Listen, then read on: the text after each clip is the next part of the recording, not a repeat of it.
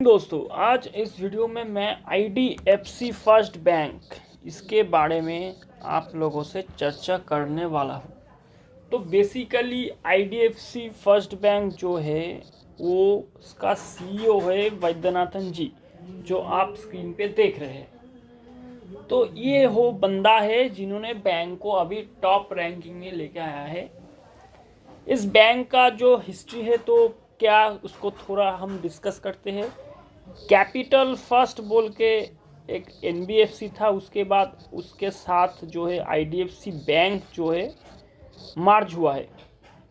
ये दोनों मिलके बना है IDFC फर्स्ट बैंक।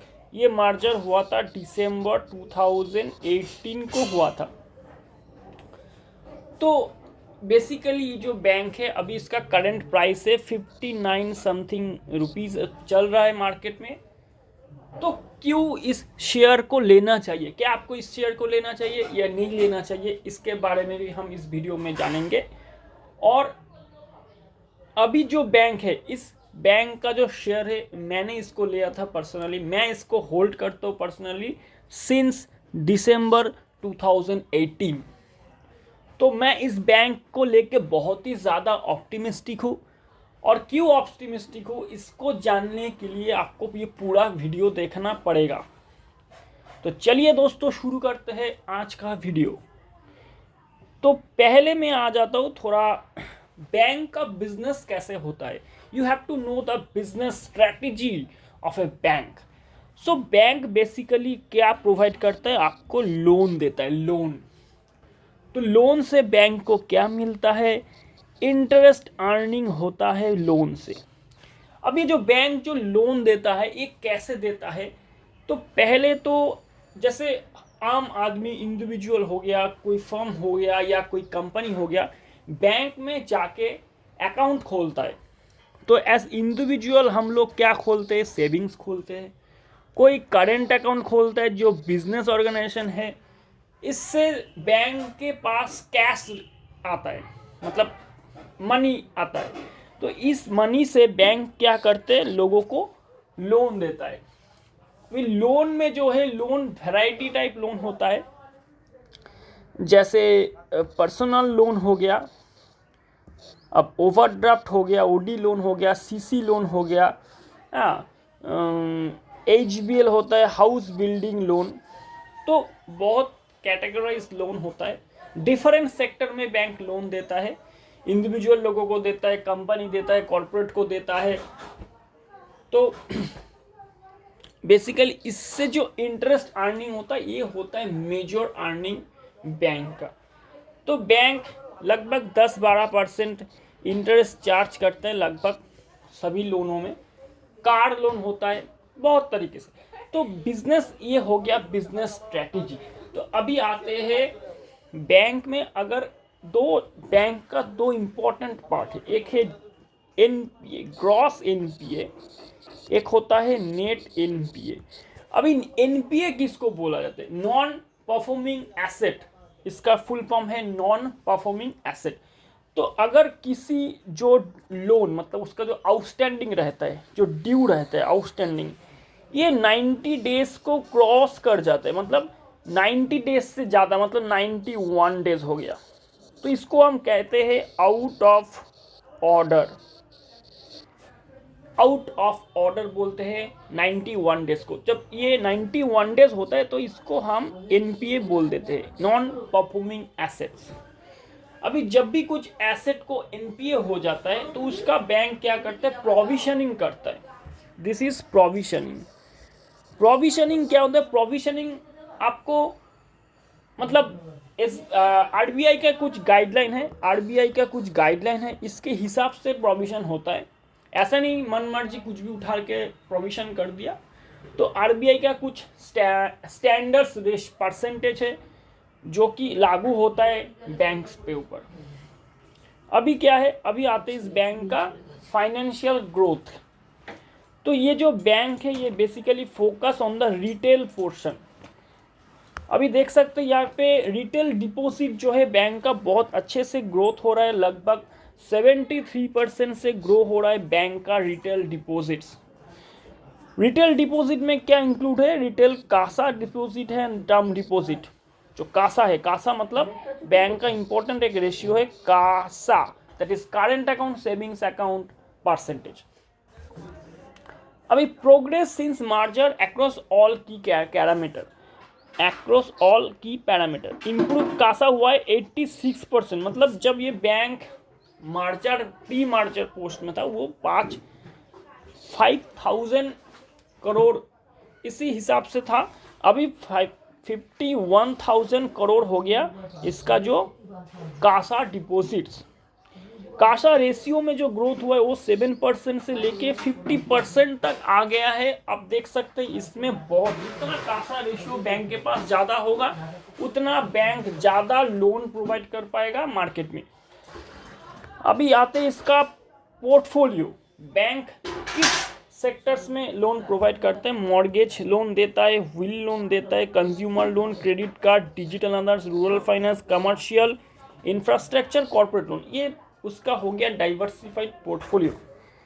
अभी जो टोटल फंडेड एसेट है, आउटस्टैंडिंग बुक हुआ है वो 1,31,000 करोड़, वो जो 6% के रेट पे ग्रो हो रहा है। तो टोटल जो आउटस्टैंडिंग फंडेड एसेट्स है ये ज़्यादा, मतलब लोन बुक जो है वो ग्रो हुआ नहीं, 6% के एवरेज जो ग्रोथ है 3 ईयर CAGR। मगर आप रिटेल को देखेंगे पर्टिकुलर, ये 31% से ग्रो हुआ। मतलब इसका जो ऑब्जेक्टिव है इस बैंक का, रिटेल पोर्शन को, रिटेल को बढ़ाना और कॉरपोरेट जो रिस्की लोन है उसको घटाना। अभी आते हैं इसका मेन पार्ट में, ये हो गया इंक्रीजिंग प्रॉफिट आफ्टर टैक्स। अब प्रॉफिट आफ्टर टैक्स को किसको बोलते हैं, जो बैंक प्रॉफिट कमाता है, बैंक जो प्रॉफिट करता है उसके बाद इसको टैक्स देना पड़ता है। टैक्स मीन्स इनकम टैक्स देना पड़ता है। इनकम टैक्स देने के बाद ये प्रॉफिट जो आता है उसको बोलते हैं हम प्रॉफिट आफ्टर टैक्स।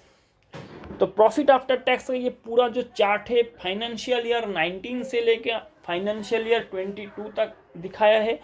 तो इसमें क्या है, पहले देखिए ये जो पोर्शन ये पूरा लॉस में था आपका बैंक का लॉस। तो किस वजह से लॉस था, क्यों लॉस, क्यों प्रॉफिट आफ्टर टैक्स लॉस में, बिफोर ड्यू टू, देखिए जब ये मार्जर हुआ तब ये गुडविल का कुछ राइट ऑफ हुआ था, और यहाँ पे जो लॉस हुआ है ये Reliance capital, DHFL infra accounts में जो प्रोविजनिंग किया है उसके वजह से हुआ है। फिर DTA रिवोल्यूशन हुआ है, मतलब डबल टैक्सेशन, जो प्रोविजन टैक्सेशन रेट का कुछ इफेक्ट आया था, इसके वजह से ये लॉस आया है। और ये जो लॉस आया है पूरा है टेलीकॉम अकाउंट में, मतलब वोडाफोन इंक्लूड है मेनली टेलीकॉम अकाउंट में। अभी इसके बाद से देखिए ये प्रॉफिट बढ़ते जा रहा है, मगर यह पे लॉस आया था क्योंकि कोविड की वेव की वजह से ये लॉस सफ़र करना पड़ा बैंक को।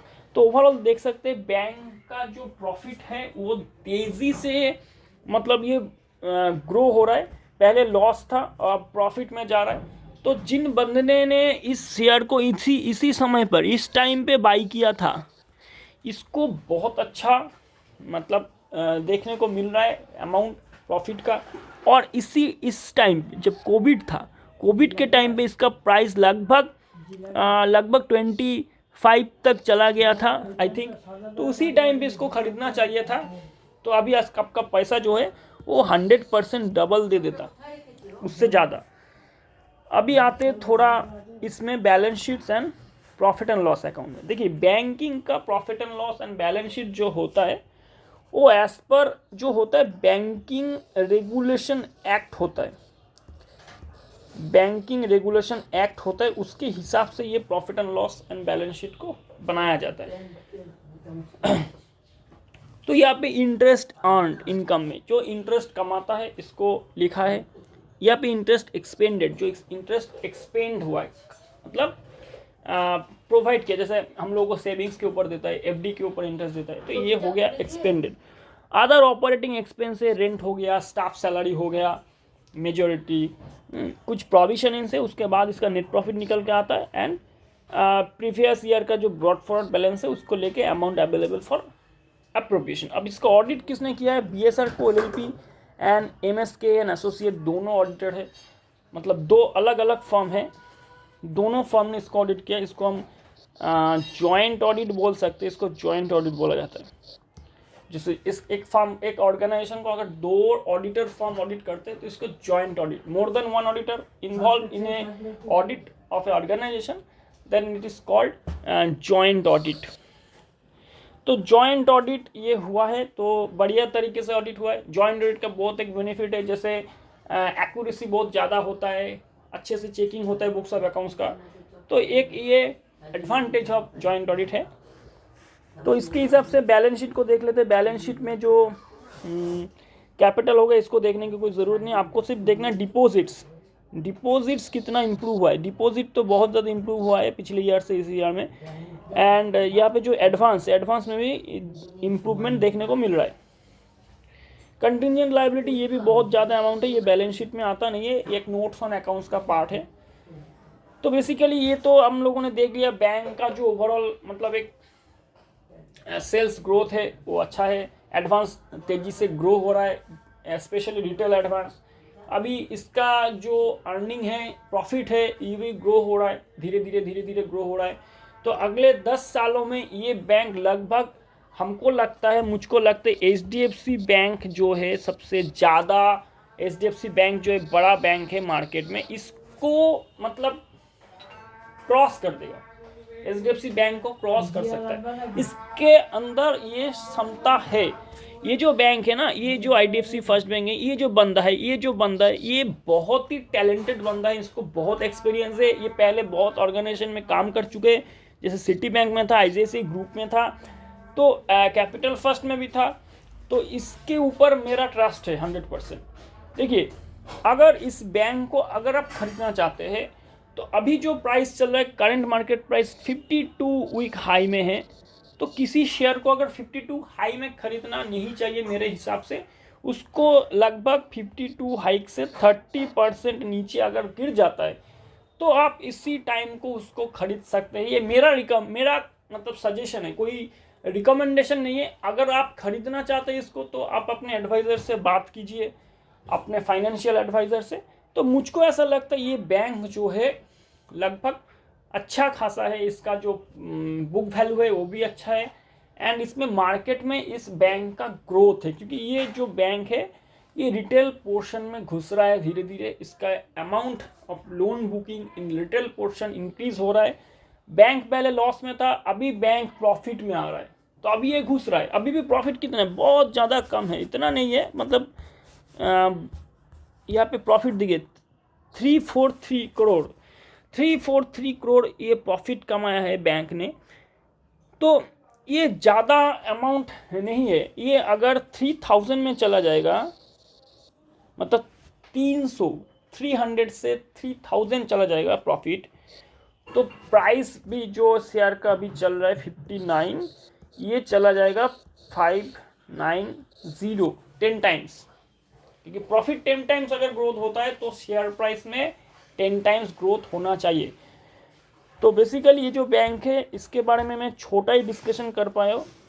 और भी आपको डिटेल में जानना है और कैसे मतलब इंच बाय इंच एनालिसिस करना है तो जिसको कमेंट में लिखिए प्लीज़, जिसको जानना है, तो मैं और एक डिटेल में वीडियो बनाऊंगा।